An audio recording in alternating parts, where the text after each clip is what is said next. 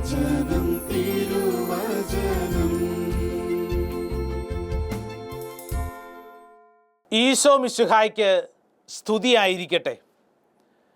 പ്രിയപ്പെട്ട ദൈവജനമേ, ഈ ശുശ്രൂഷയിൽ പങ്കെടുക്കുന്ന നമ്മളെല്ലാവരെയും ആത്മീയമായി വളർത്തുന്നതിന് വേണ്ടി, പ്രത്യേകിച്ച് വിശ്വാസ വഴിയിൽ ജ്വലിപ്പിക്കുന്നതിന് വേണ്ടി പരിശുദ്ധാത്മാവ് മനോഹരമായിട്ടുള്ളൊരു വചനം പഴയ നിയമ പുസ്തകമായ സങ്കീർത്തനത്തിൽ നിന്ന് നൽകുകയാണ്. സങ്കീർത്തനം 37 അധ്യായം അതിൻ്റെ 3 തിരുവചനം. സാധിക്കുന്നവർ വിശുദ്ധ ഗ്രന്ഥം തുറക്കുക. നമുക്കൊരുമിച്ച് വായിച്ച് ഈ വചനം ധ്യാനിക്കാം. Book of psalm chapter 37 words 3. വചനം ഇങ്ങനെ പറയുന്നു: ദൈവത്തിൽ വിശ്വാസമർപ്പിച്ച് നന്മ ചെയ്യുക, അപ്പോൾ ഭൂമിയിൽ സുരക്ഷിതനായി വസിക്കാം. ഇതൊരു വാഗ്ദാനമാണ്. ഭൂമിയിൽ നിനക്ക് സുരക്ഷിതനായി വസിക്കണമോ? എന്തു ചെയ്യണം? നന്മ ചെയ്യണം. എങ്ങനെ നന്മ ചെയ്യണം? ദൈവത്തിൽ വിശ്വാസമർപ്പിച്ച് നന്മ ചെയ്യുക. ദൈവത്തിൽ വിശ്വാസമർപ്പിച്ച് നന്മ ചെയ്യുക. പ്രിയപ്പെട്ടവരെ, ഈ കാലഘട്ടത്തിൽ വ്യത്യസ്തങ്ങളായ പ്രതിസന്ധികളിലൂടെയാണ് നമ്മൾ കടന്നു പോകുന്നത്. അതിലൊരു വലിയ പ്രതിസന്ധിയാണ് വിശ്വാസ പ്രതിസന്ധി.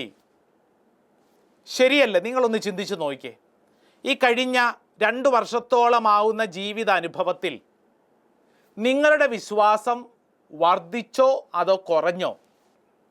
വിശ്വാസം എന്നുള്ളത് ദൈവത്തിലുള്ള വിശ്വാസം, അതോടൊപ്പം തന്നെ മനുഷ്യരുള്ള വിശ്വാസം, നമുക്ക് നമ്മളോടുള്ള വിശ്വാസം.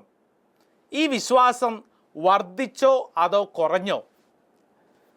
ചുരുക്കം ചിലരെങ്കിലുമൊക്കെ ചിരിക്കുന്നുണ്ട്. കാരണം അവർ ചിന്തിക്കുന്നത് ഇങ്ങനെയാണ്: അച്ചോ, വിശ്വാസം ഉണ്ടെങ്കിലല്ലേ കുറയുകയുള്ളൂ എന്നുള്ളതാണ് ചിലരുടെ ചിരി. എന്ത് തന്നെയും ആയിക്കൊള്ളട്ടെ, ഒരു കാര്യം ഉറപ്പാണ്: വിശ്വാസ മേഖലയിൽ വല്ലാത്ത ഒരു പ്രതിസന്ധി നമ്മളെല്ലാവരും തന്നെ അനുഭവിക്കുന്നുണ്ട്. കഴിഞ്ഞ ദിവസം ഒരു കുടുംബം ധ്യാന മന്ദിരത്തിൽ വന്ന് സംസാരിക്കാനിട വന്നു.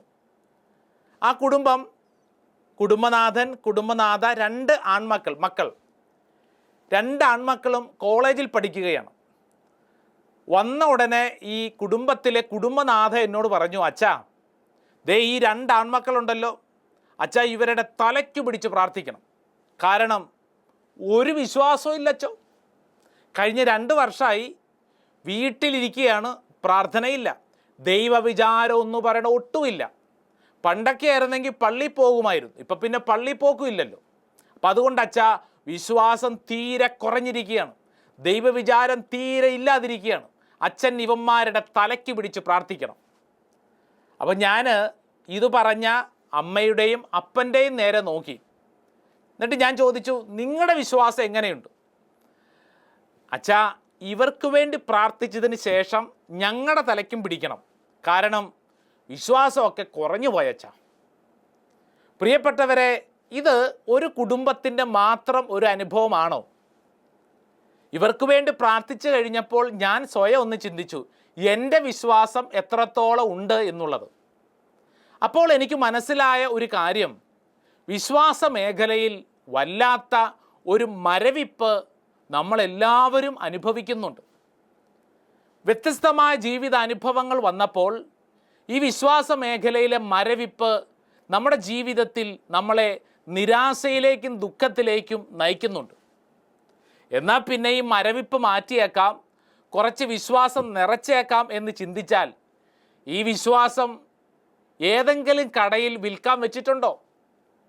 ഉണ്ടായിരുന്നെങ്കിൽ പോയി 2 കിലോ വിശ്വാസം മേടിച്ച് നമ്മുടെ വിശ്വാസം നമുക്ക് വർദ്ധിപ്പിക്കാമായിരുന്നു. ഇതിപ്പോൾ അതും പറ്റില്ലല്ലോ. പിന്നെ എങ്ങനെയാണ് ഈ വിശ്വാസം ഒന്ന് നേടിയെടുക്കുന്നത്, ഒന്ന് ബലപ്പെടുന്നത്? ഞാൻ മനസ്സിലാക്കിയിട്ടുള്ളത് 2 തരത്തിലാണ് വിശ്വാസം ഒരു വ്യക്തിക്ക് ലഭിക്കുന്നത് എന്നുള്ളതാണ്.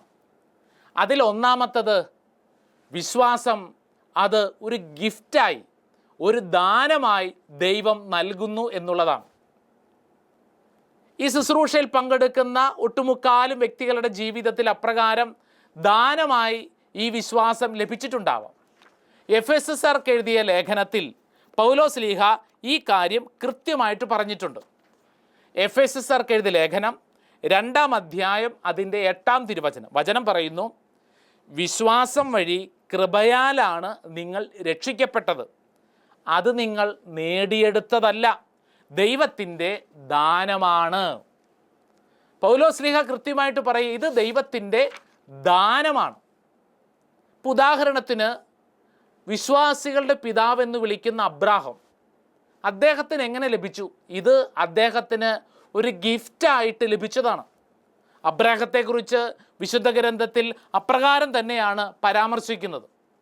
വിശുദ്ധ പൗലോസ് ലീഹ റോമാക്കാർക്ക് എഴുതിയ ലേഖനം 4-ാം അധ്യായം അതിൻ്റെ 19-ാം തിരുവചനം, saint Paul's letter to Romans chapter 4 verse 19 വചനം പറയുന്നു, 100 വയസ്സായ തൻ്റെ ശരീരം മൃതപ്രായമായിരിക്കുന്നുവെന്നും സാറായുടെ ഉദരം വന്ധ്യമാണെന്നും അറിയാമായിരുന്നിട്ടും അവൻ്റെ വിശ്വാസം ദുർബലമായില്ല. വീണ്ടും തുടർന്ന് വചനങ്ങൾ വായിച്ചു പോകുമ്പോൾ പ്രത്യേകിച്ച് 21-ാം വചനം പറയുന്നു, വാഗ്ദാനം നിറവേറ്റാൻ ദൈവത്തിന് കഴിയുമെന്ന് അവന് പൂർണ്ണ ബോധ്യമുണ്ടായിരുന്നു, അതുകൊണ്ടാണ് അവൻ്റെ വിശ്വാസം അവന് നീതിയായി പരിഗണിക്കപ്പെട്ടത്. അതായത് സമ്മാനമായി ലഭിക്കപ്പെട്ട വിശ്വാസം, ദാനമായി ലഭിച്ച വിശ്വാസം. അബ്രാഹത്തിന് അപ്രകാരം ഒരു ഗിഫ്റ്റ് ദൈവം കൊടുത്തു. വീണ്ടും ഗലാത്യർക്ക് എഴുതിയ ലേഖനം 3-ാം അധ്യായം അതിൻ്റെ 14-ാം തിരുവചനത്തിൽ വചനം പറയുന്നു, അബ്രാഹത്തിന് ലഭിച്ച അനുഗ്രഹം യേശുക്രിസ്തു വഴി വിജാതിയരിലേക്കും വ്യാപരിക്കേണ്ടതിനും ആത്മാവിൻ്റെ വാഗ്ദാനം വിശ്വാസം വഴി നമ്മൾ പ്രാപിക്കേണ്ടതിനുമാണ് ഇപ്രകാരം സംഭവിച്ചത്. അപ്പോൾ രക്ഷാകര ചരിത്രത്തെക്കുറിച്ച് എഴുതപ്പെട്ടിരിക്കുന്ന വിശുദ്ധ ഗ്രന്ഥത്തിൽ പറയുകയാണ്, അബ്രാഹത്തിന് ഇത് ദാനമായി ലഭിച്ചതാണ്.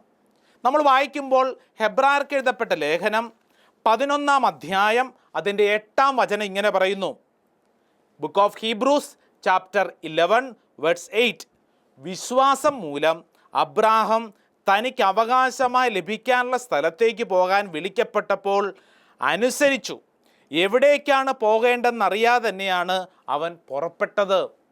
തൊട്ടടുത്ത വചനം 9-ാമത്തെ വചനം പറയുന്നു, വിശ്വാസത്തോടെ അവൻ വാഗ്ദത്ത ഭൂമിയിൽ വിദേശിയെ പോലെ കഴിഞ്ഞു, അതേ വാഗ്ദാനത്തിൻ്റെ അവകാശികളായ ഇസഹാക്കിനോടും യാക്കോബിനോടുമൊത്ത് അവൻ കൂടാരങ്ങളിൽ താമസിച്ചു.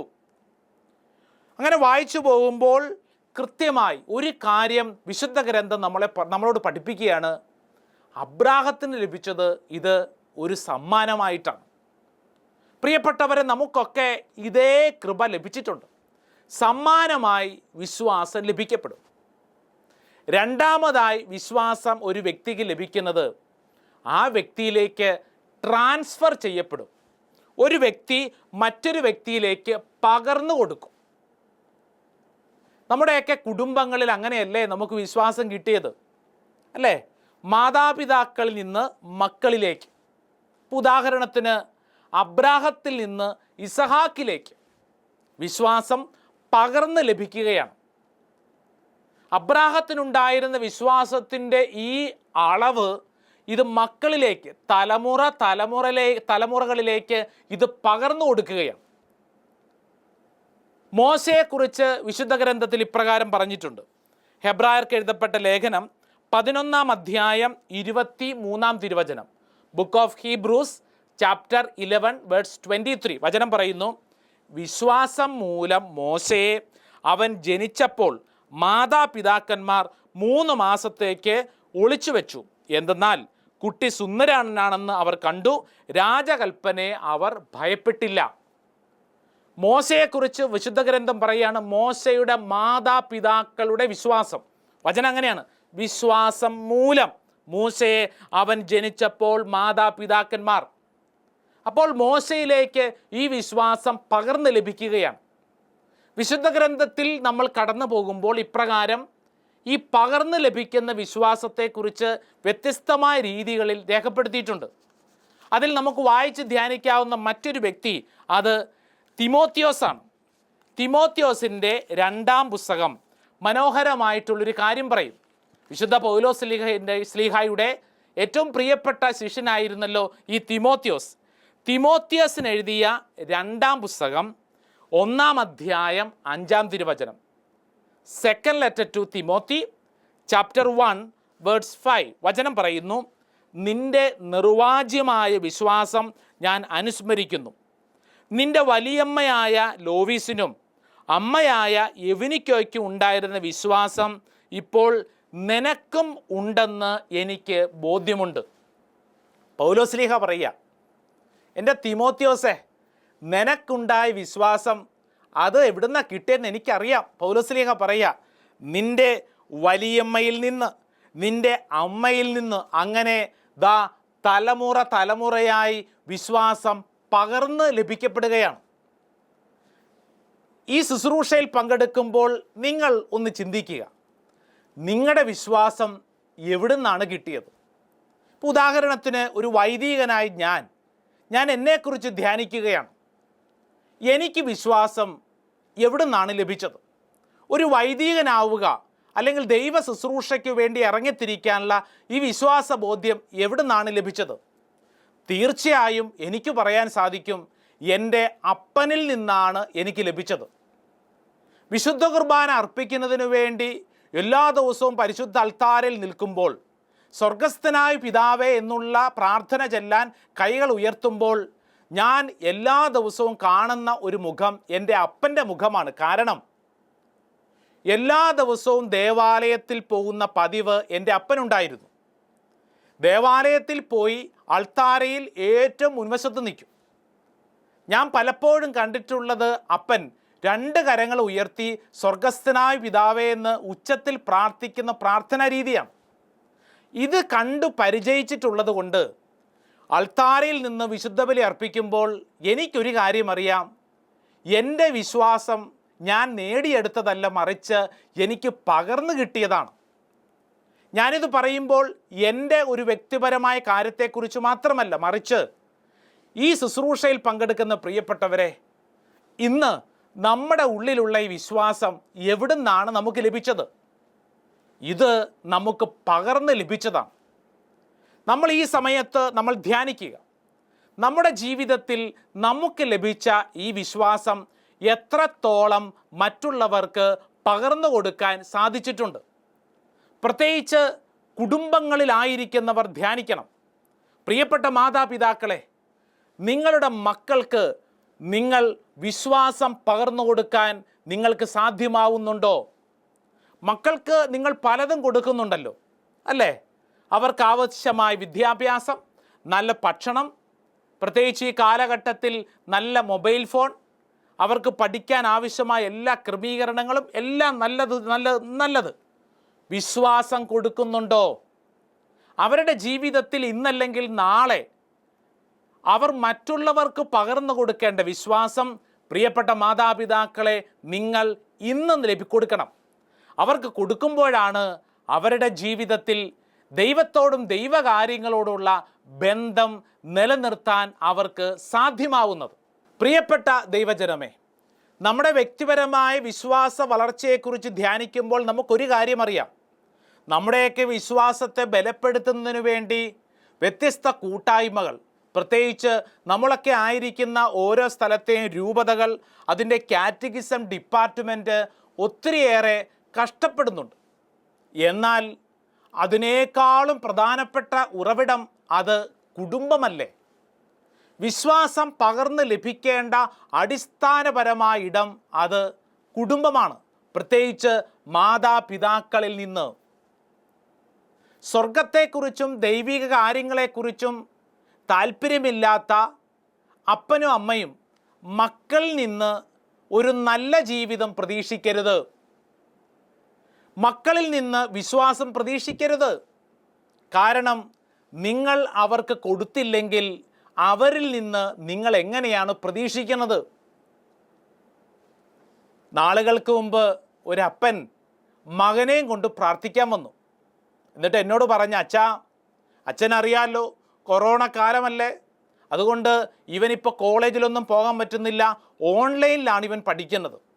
എന്നിട്ട് അപ്പൻ എന്നോട് വ്യക്തിപരമായി വന്നു പറഞ്ഞു, അവനെക്കുറിച്ച് വളരെ സീരിയസ് ആയിട്ടുള്ളൊരു കംപ്ലൈൻ്റ് ഉണ്ട്. എന്താണെന്നറിയോ? അവൻ 24 മണിക്കൂറും ഈ മൊബൈലും കുത്തിപ്പിടിച്ചിരിക്കുക. അച്ഛാ, ഞാൻ ഇങ്ങനെ പരിശോധിച്ചപ്പോൾ മനസ്സിലായി, അവൻ മിക്കവാറും സമയം ഈ മൊബൈലിരുന്നുകൊണ്ട് അശ്ലീല ചിത്രങ്ങൾ കാണുന്നു, പോൺ വീഡിയോസൊക്കെ കാണുന്നു. അച്ഛാ, എനിക്ക് അവനെ പറഞ്ഞൊന്ന് ഉപദേശിക്കണമെന്നുണ്ട്. അപ്പം ഞാൻ ആലോചിച്ചപ്പോൾ ധ്യാനമന്ദിരത്തിൽ വന്ന് ധ്യാനഗുരുക്കന്മാരെ അച്ഛന്മാർ പറഞ്ഞാൽ അവൻ കേൾക്കുമെന്ന് കരുതി അങ്ങനെയാണ് ഞാൻ അവൻ ഇവിടെ കൊണ്ടുവന്നത്. അച്ഛൻ അവനെ പറഞ്ഞ് കാര്യങ്ങളൊക്കെ ഒന്ന് ബോധ്യപ്പെടുത്തണം, അവൻ്റെ സമയം ഒന്ന് ക്രമീകരിക്കണം, എപ്പോഴും ഈ മൊബൈൽ അഡിക്ഷൻ അവന് നല്ലതല്ല എന്നവന് പറഞ്ഞു കൊടുക്കണം. ഞാൻ പറഞ്ഞു, എന്നെക്കൊണ്ടാവുന്നത് പോലെ ഞാൻ പറയാം. അതിനുശേഷം ഞാൻ ആ മകനുമായിട്ട് കുറേ അധികം സമയം സംസാരിച്ചു. അപ്പോൾ അവൻ അവൻ്റെ എല്ലാ കാര്യങ്ങളും അവൻ അംഗീകരിച്ചു. അവൻ പറഞ്ഞു, അച്ഛാ, പ്രത്യേകിച്ച് ഈ 1.5 വർഷക്കാലമായിട്ട് മിക്കവാറും ഈ മൊബൈലിനോടാണ് എൻ്റെ ബന്ധം. അപ്പോൾ അതുകൊണ്ട് തന്നെ ഇതിലുള്ളതെല്ലാം കാണാനും കേൾക്കാനും ഉള്ള ആഗ്രഹം എനിക്ക് വർദ്ധിച്ചു. എന്നിട്ട് അവൻ ഒരു കാര്യം എന്നോട് പറഞ്ഞു, അച്ഛാ, ഞാൻ ആദ്യമായിട്ട് ഇപ്രകാരമുള്ള ഈ അശ്ലീല ചിത്രങ്ങൾ കണ്ടത് എവിടുന്നാണെന്നറിയാവോ? അച്ഛാ, ഞാൻ കണ്ടത് എൻ്റെ അപ്പൻ്റെ മൊബൈലിൽ നിന്നാണ്. അപ്പൻ കണ്ടുകൊണ്ടിരിക്കുമ്പോഴാണ് ഞാൻ ഒളിഞ്ഞു നോക്കിയത്. അവിടെ നിന്നാണ് ഞാൻ ആരംഭിച്ചത്. പ്രിയപ്പെട്ടവരെ, നിങ്ങളൊന്ന് ചിന്തിച്ചു നോക്കിക്കേ. ഇന്ന് മകൻ ഇപ്രകാരം അശ്ലീല ചിത്രങ്ങൾ കാണുന്നു, അതിൻ്റെ അടിമയായിരിക്കുന്നു എന്നുള്ള പരാതിയുമായിട്ട് അപ്പൻ. ഈ മകൻ കണ്ണുനീരോട് പറഞ്ഞതെന്താ? ഞാൻ അപ്പനിൽ നിന്നാണ് പഠിച്ചത്. ഇതൊരൊറ്റപ്പെട്ട സംഭവമായിട്ട് കണക്കാക്കല്ലേ. എൻ്റെ പ്രിയപ്പെട്ടവരെ, നിങ്ങൾ പകർന്നു കൊടുക്കുന്നതാണ് അടുത്ത തലമുറയ്ക്കുള്ളത്. നമ്മുടെയൊക്കെ ജീവിതത്തിൽ വിശ്വാസം പകർന്നു കൊടുക്കേണ്ട വലിയൊരു ദൗത്യം നമുക്കെല്ലാവർക്കുമുണ്ട്. ചരിത്രത്തിൽ തന്നെ പ്രധാനപ്പെട്ട ചില നിലപാടുകൾ സമ്മാനിച്ച 2 വ്യക്തികളെ നിങ്ങളുടെ മുമ്പിൽ പരിചയപ്പെടുത്താം. അതിലൊന്ന് നീഷയാണ്. ഒരുപക്ഷെ പലരും കേട്ടിട്ടുണ്ടാവും. ദൈവമില്ല, ദൈവം മരിച്ചു എന്നൊക്കെ പ്രഖ്യാപിച്ച് ഒരു എത്തേയിസ്റ്റുകാരൻ, നിരീശ്വരവാദിയാണ് നീഷെ. അദ്ദേഹം എങ്ങനെയാണ് ഈ നിരീശ്വരവാദിയായതെന്ന് ചില വ്യക്തികൾ പരിശോധിച്ചു. അപ്പോൾ അവർ ലോകത്തിന് പരിചയപ്പെടുത്തിയ ഒരു കാര്യം എന്താണെന്നറിയോ? ഇദ്ദേഹത്തിൻ്റെ അപ്പൻ വളരെ വലിയ ക്രൂരനായിട്ടുള്ള ഒരപ്പനായിരുന്നു. ചെറുപ്പത്തിൽ അദ്ദേഹത്തിനെ കുറിച്ച് പറയുന്നത്, ചെറുപ്പത്തിൽ ഇരുമ്പ് കമ്പി പഴിപ്പിച്ചിട്ട് നാവിൽ വയ്ക്കും. വ്യത്യസ്തമായ പീഡകൾ ഈ നീഷ അനുഭവിച്ചു. അപ്പൻ എന്ന് പറഞ്ഞു കഴിഞ്ഞാൽ ക്രൂരമായ ഒരു മുഖമാണ് നീഷയുടെ മനസ്സിൽ വരുന്നത്. ഈ നീഷ പള്ളിയിൽ ചെന്ന് പ്രാർത്ഥിക്കാനൊക്കെ ചെല്ലുമ്പോൾ അവിടെ അത് അച്ഛൻ പറയാണ്, സ്വർഗത്തിൽ നമുക്കൊരപ്പനുണ്ട്. അപ്പോൾ നീഷയുടെ മനസ്സിൽ വരുന്നത് എന്താ? ഇപ്പോൾ ഉള്ള അപ്പൻ തന്നെ ഒരു ക്രൂരനായ അപ്പൻ. അപ്പോൾ ഇനി സ്വർഗത്തിൽ ഇതിനേക്കാളും വലിയൊരു ക്രൂരൻ. ചെറുപ്പം മുതൽ അപ്പനെക്കുറിച്ച് വളരെ നെഗറ്റീവായ ഒരു ചിത്രത്തോടുകൂടി വളർന്ന ഈ മനുഷ്യൻ പിന്നീട് സ്വർഗീയ പിതാവ് എന്നുള്ള ആ കൺസെപ്റ്റ് തന്നെ നശിപ്പിച്ചു കളഞ്ഞു. ദൈവമില്ല, ഇതൊക്കെ മിഥ്യയാണ്, മായയാണ് എന്ന് ലോകത്തോട് ഇദ്ദേഹം ആവർത്തിച്ച് വിളിച്ചു പറഞ്ഞു. ലോക ചരിത്രത്തിൽ മാറ്റം വരുത്തിയിട്ടുള്ള മറ്റൊരു വ്യക്തിയെ പരിചയപ്പെടുത്താം. അത് കൊച്ചു ത്രേസ്യയാണ്. കൊച്ചു ത്രേസ്യയുടെ നവമാലികയിൽ ഇപ്രകാരം കുറിച്ചു വച്ചിട്ടുണ്ട്. കൊച്ചു ത്രേസ്യയുടെ അപ്പനോട് ഭയങ്കര സ്നേഹമായിരുന്നു. അപ്പൻ്റെ സ്നേഹപ്രകടനങ്ങൾ ഏറ്റുവാങ്ങിയാണ് ഈ കൊച്ചു ത്രേസ്യ വളരുന്നത്. കൊച്ചു ത്രേസ്യ അതിൽ കുറിച്ചു വച്ചിരിക്കുന്നത് ഇങ്ങനെയാണ്: ഈ ഭൂമിയിലെ അപ്പൻ ഇത്രത്തോളം സ്നേഹമുണ്ടെങ്കിൽ എൻ്റെ സ്വർഗീയ പിതാവ് എത്രത്തോളം സ്നേഹമുള്ള വ്യക്തി ആയിരിക്കും. പ്രിയപ്പെട്ടവരെ, നമ്മൾ ധ്യാനിക്കണം. അതായത് ഈ ഭൂമിയിൽ അവൾ കണ്ട അപ്പൻ സ്നേഹം ചൊരിയുന്ന അപ്പൻ. അപ്പം അതുകൊണ്ട് സ്വർഗീയ പിതാവിനെ സ്നേഹത്തിൻ്റെ ഉറവിടമായി മനസ്സിലാക്കാൻ കൊച്ചു ത്രേസ്യയ്ക്ക് എളുപ്പമായിരുന്നു. ഒട്ടുമുക്കാലും വ്യക്തികളിൽ ജീവിതത്തിൽ ഇതുപോലെ ദുഃഖ അനുഭവങ്ങളിലൂടെ കടന്നു വരുന്നവർ, മാതാപിതാക്കൾ നിന്ന് വേണ്ടത്ര സ്നേഹവും വിശ്വാസവും ലഭിക്കപ്പെടാതെ വളർന്നു വരുന്ന കുട്ടികൾ, പിന്നീട് അവരുടെ ജീവിതത്തിൽ അവർ മറ്റുള്ളവർക്ക് ഇപ്രകാരം ദുഃഖാനുഭവങ്ങൾ പകർന്നു കൊടുക്കും. ലോകത്തിൻ്റെ മുമ്പിൽ വ്യത്യസ്തങ്ങളായ നെഗറ്റീവ് എനർജികൾ പകർന്നു കൊടുക്കും. വിശുദ്ധ ഗ്രന്ഥത്തിൽ വായിച്ചു ധ്യാനിക്കാൻ പറ്റിയൊരു വചനം സുഭാഷിതങ്ങളുടെ പുസ്തകം 22-ാം അധ്യായം 6-ാം തിരുവചനം. സുഭാഷിതങ്ങളുടെ പുസ്തകം 22:6 വചനം പറയുന്നു, ശൈശവത്തിൽ തന്നെ നടക്കേണ്ട വഴി പഠിപ്പിക്കുക, വാർദ്ധക്യത്തിലും അതിൽ നിന്ന് വ്യതിചലിക്കുകയില്ല. എന്ന് പറഞ്ഞാൽ കുഞ്ഞു വളരുമ്പോൾ തന്നെ അതിന് കൊടുക്കേണ്ട വഴി പഠിപ്പിക്കണം. വിശ്വാസ വഴി ഒരു കുടുംബത്തിൽ പഠിപ്പിക്കണം. വളർന്ന് കുറേ കഴിഞ്ഞിട്ടല്ല. പ്രത്യേകിച്ച് ഈ കാലഘട്ടം വ്യത്യസ്തമാണ്. ചില മാതാപിതാക്കളൊക്കെ ചിന്തിക്കുന്നുണ്ട്, എന്താണ്, പല മതസമുദായങ്ങൾ ചേർന്ന് ജീവിക്കുന്ന ഈ കാലഘട്ടത്തിൽ കുട്ടി വളർന്നു വരുമ്പോൾ ആ കുട്ടിക്ക് ആവശ്യമായ വിശ്വാസം, ബുദ്ധിയും ബോധവും വരുമ്പോൾ സ്വീകരിച്ചോട്ടെ, ഞങ്ങളായി ഒന്നും കൊടുക്കുന്നില്ല. ചില മാതാപിതാക്കളുടെ നിലപാടാണ്. എൻ്റെ പ്രിയപ്പെട്ടവരെ, നിങ്ങൾ ശൈശവത്തിൽ തന്നെ വിശ്വാസം പകർന്ന് കൊടുക്കണം. വചനം അതാ പറയുന്നത്. അല്ലാതെ ഒരു പ്രായം കഴിഞ്ഞിട്ട് ആ വ്യക്തിക്ക് ഇഷ്ടമുള്ളതുപോലെ തിരഞ്ഞെടുക്കുന്നതിന് മുമ്പ് നീ കൊടുക്കേണ്ട ഒന്നുണ്ട്. നീ വിശ്വാസ ബോധ്യങ്ങൾ അവർക്ക് പകർന്നു കൊടുക്കുക. അതുകൊണ്ടാണ് പറയുന്നത്, ശൈശവത്തിൽ തന്നെ നടക്കേണ്ട വഴി പരിശീലിപ്പിക്കണം. ദേവാലയത്തിൽ പോകുന്നതും പ്രാർത്ഥിക്കുന്നതും കുടുംബ പ്രാർത്ഥനയും ഒക്കെ ആ മക്കൾക്ക് മുമ്പിൽ മാതാപിതാക്കൾ കാണിച്ചു കൊടുക്കണം. രാവിലെ അപ്പൻ കിടന്നുറങ്ങുന്നു, എന്നിട്ട് മകനോട് പറയാണ്, എടാ നീ എഴുന്നേറ്റ് പള്ളിയിൽ പോ എന്ന് പറഞ്ഞു കഴിഞ്ഞാൽ ഇപ്പോഴത്തെ കാലം മോശമാണ്. മക്കൾ തിരിച്ചു പറയും, പോടാപ്പ എന്ന് പറയും. എന്നാൽ അതേസമയം തന്നെ അപ്പൻ എഴുന്നേറ്റ് പള്ളിയിലേക്ക് ഒരുങ്ങുന്നു, എന്നിട്ട് പറയണം വാടാ മോനെ എന്ന് പറഞ്ഞാൽ കൂടെ വരും. കുടുംബ പ്രാർത്ഥന സമയത്ത് അപ്പൻ മുട്ടുകുത്തി കരങ്ങൾ കൂപ്പി നിന്നിട്ട് അപ്പം പറയാണ് മകനോടും മകളോടും മുട്ടുകുത്ത് എന്ന് പറഞ്ഞാൽ അവർ മുട്ടുകുത്തും. അതല്ലാതെ അപ്പൻ മാറി മൂലയിലിരിക്കുന്നു, വടക്കോട്ട് നോക്കിയിരിക്കുന്നു, എന്നിട്ട് മക്കളോട് പറയാണ് മുട്ടുകുത്ത്. അവർ നോക്കുമ്പോൾ അപ്പൻ മുട്ടുകുത്തുന്നില്ല, അപ്പൻ പ്രാർത്ഥിക്കുന്നില്ല, അപ്പൻ ഒച്ചത്തിൽ പ്രാർത്ഥിക്കുന്നില്ല, ഒരു താല്പര്യവുമില്ല. പിന്നെ എന്തിന് ഞങ്ങൾ ചെയ്യണം? നമ്മൾ കാണിച്ചു കൊടുക്കുന്ന ഓരോ മാതൃകയും അവർ ഒപ്പിയെടുക്കും. നമ്മുടെ ഓരോ ചലനങ്ങളും മറ്റുള്ളവർ ഒപ്പിയെടുക്കും.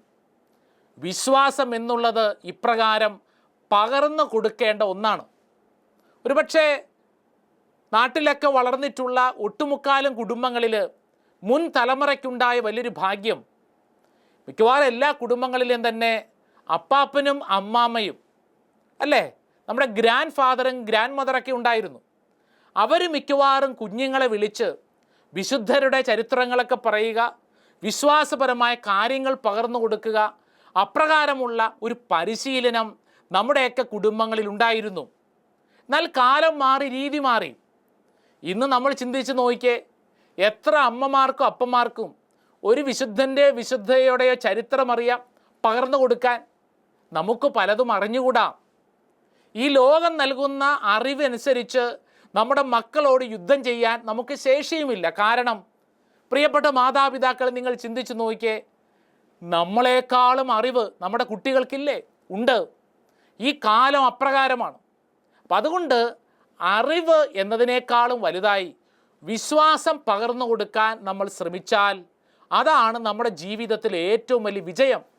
വീണ്ടും മനോഹരമായിട്ടുള്ള ഒരു വചനം കൂടെ പരിചയപ്പെടുത്താം. അത് എഫെസസ്യർക്ക് എഴുതിയ ലേഖനം 6-ാം അധ്യായം 4-ാം വചനമാണ്. വചനത്തിൽ പറയുന്നു, പിതാക്കന്മാരെ, നിങ്ങൾ കുട്ടികളിൽ കോപം ഉളവാക്കരുത്, അവരെ കർത്താവിൻ്റെ ശിക്ഷണത്തിലും ഉപദേശത്തിലും വളർത്തുവിൻ. എന്ന് പറഞ്ഞാൽ എന്തിലാ? വേദോപദേശമൊക്കെ കൊടുക്കണം, കാറ്റഗിസം പഠിപ്പിക്കണം, വിശ്വാസപരമായ കാര്യങ്ങൾ നമ്മുടെ കുടുംബത്തിൽ പകർന്നു കൊടുക്കണം, ദൈവ വിളിയെക്കുറിച്ചൊക്കെ പറഞ്ഞു കൊടുക്കണം. അച്ഛനാവുന്നതിൻ്റെയും കന്യാസ്ത്രീ ആവുന്നതിൻ്റെയും പ്രാധാന്യത്തെക്കുറിച്ച്, സമർപ്പണ വഴിയെക്കുറിച്ചൊക്കെ കുടുംബത്തിൽ ചർച്ച ചെയ്യപ്പെടണം. മിക്കവാറും പല കുടുംബത്തിലും ചർച്ചയുണ്ട് അല്ലേ? അച്ഛന്മാരെക്കുറിച്ചും കന്യാസ്ത്രീമാരെക്കുറിച്ചും ചർച്ചയുണ്ട്, ഒത്തിരി ചർച്ചകളുണ്ട്. മിക്കവാറും ചർച്ചകൾ ചെന്ന് അവസാനിക്കുന്നത് കുറ്റം പറച്ചിലാണ്.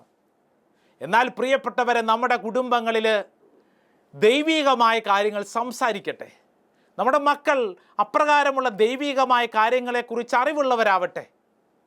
പരസ്പരം പകർന്നു കൊടുക്കുക. വിശ്വാസം ക്ഷയിച്ചുകൊണ്ടിരിക്കുന്ന ഈ കാലഘട്ടത്തിൽ വ്യത്യസ്തമായ ജീവിതാനുഭവങ്ങൾക്ക് നടുവിൽ വിശ്വാസം മരവിച്ചുകൊണ്ടിരിക്കുമ്പോൾ വിശ്വാസം പകർന്നു കൊടുക്കാനുള്ള ഏറ്റവും വലിയ ഉറവിടം അത് നമ്മളായിരിക്കുന്ന ഇടങ്ങളാണ്. പ്രത്യേകിച്ച് നമ്മൾ ആരുമാവട്ടെ ഒരു കാര്യം ഉറപ്പിക്കുക, നമ്മുടെ ജീവിതം വഴി മറ്റുള്ളവരുടെ വിശ്വാസം വർദ്ധിപ്പിക്കണം.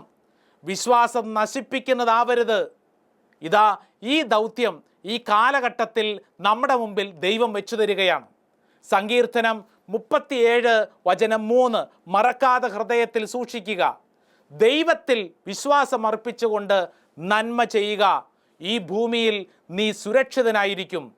എങ്ങനെ? ദൈവത്തിൽ വിശ്വാസം വർദ്ധിപ്പിച്ചുകൊണ്ട്. നമ്മുടെ വിശ്വാസം വർദ്ധിപ്പിക്കാം. നമുക്ക് വിശ്വാസം മറ്റുള്ളവർക്ക് പകർന്നു കൊടുക്കാം.